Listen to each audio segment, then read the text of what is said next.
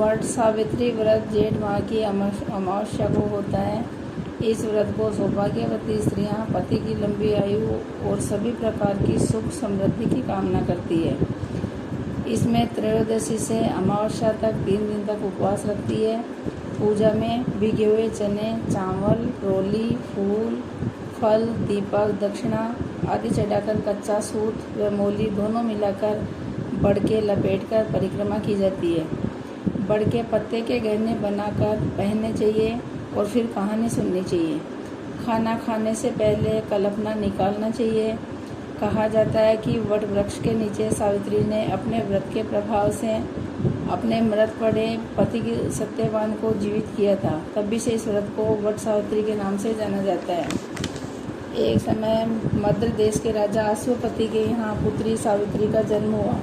सावित्री ने सत्यवान की कीर्ति सुनकर मन में उसे अपना पति मान लिया। राजा ने भी हाँ भर दी। जब ये बात नारद जी को मालूम हुई तो राजा अश्वपति से जाकर बोले कि राजन, सत्यवान गुण संपन्न धर्मात्मा अवश्य है, लेकिन वह अल्पायु है। केवल 1 वर्ष बाद ही उनकी मृत्यु हो जाएगी। नारद जी की बात सुन राजा अश्वपति उदास हो गया और विचार करके सारी बात अपनी पुत्री सावित्री से कह सुनाई, पर सावित्री माने नहीं। विवाह करवाना पड़ा। सावित्री ने नारद जी से सत्यवान का मृत्यु का सब मालूम कर लिया। सावित्री के सास ससुर नेत्रहीन थे। सावित्री ने ससुराल पहुंचते ही सास ससुर की सेवा करना शुरू कर दिया। उसने जब जाना कि पति की मृत्यु का समय नज़दीक है, तब सावित्री ने 3 दिन पूर्व से ही उपवास करना शुरू कर दिया। मृत्यु के दिन नित्य की भांति सत्यवान लकड़ी काटने जाने लगा। तब सावित्री भी सास ससुर की आज्ञा से सत्यवान के साथ चली गई। सावित्री जंगल में जाकर लकड़ी काटने लगी और सत्यवान एक पेड़ की छांव में सो गया। वहाँ सांप ने सत्यवान को काट लिया। सावित्री पति को गोद में लेकर रोने लगी। इतने में उधर से शंकर जी व पार्वती जी निकले। सावित्री ने उनके पैर पकड़कर कहा कि आप मेरे पति को जीवित कर दो। तब उन्होंने कहा कि आज बड़ पूजा की अमावस है, तू बड़ की पूजा कर, तेरा पति जीवित हो जाएगा। बड़ के पत्तों के गहने बनाकर पहन, वो हीरे मोती के हो जाएंगे।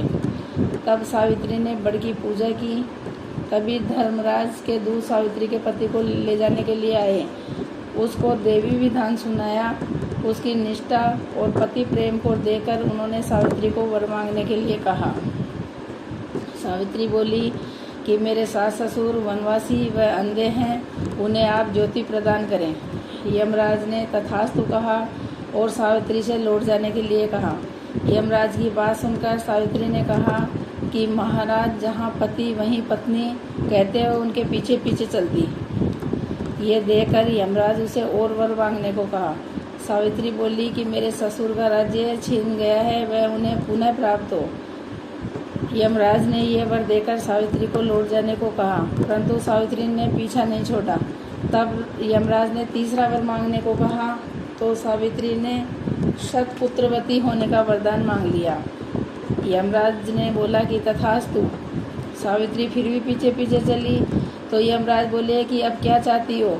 सावित्री बोली कि मुझे पुत्रवती होने का वचन देकर आप मेरे पति को तो लिए जा रहे हैं। तब यमराज को अपनी भूल ज्ञात हुई तथा वचन रखने के लिए उन्होंने सत्यवान के प्राण वापस कर दिए। सावित्री उस बड़ के पेड़ के पास आई जहाँ उनके पति का मृत शरीर पड़ा था।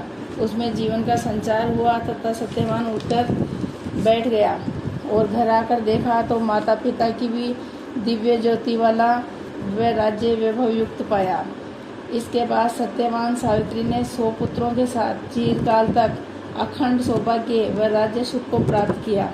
जिस तरह सावित्री को पुत्र सुख व अखंड सौभाग्य दिया, भगवान वैसा सभी को दे। कहते को, सुनते को, हुंकारा भरते को, अपने सारे परिवार को दे।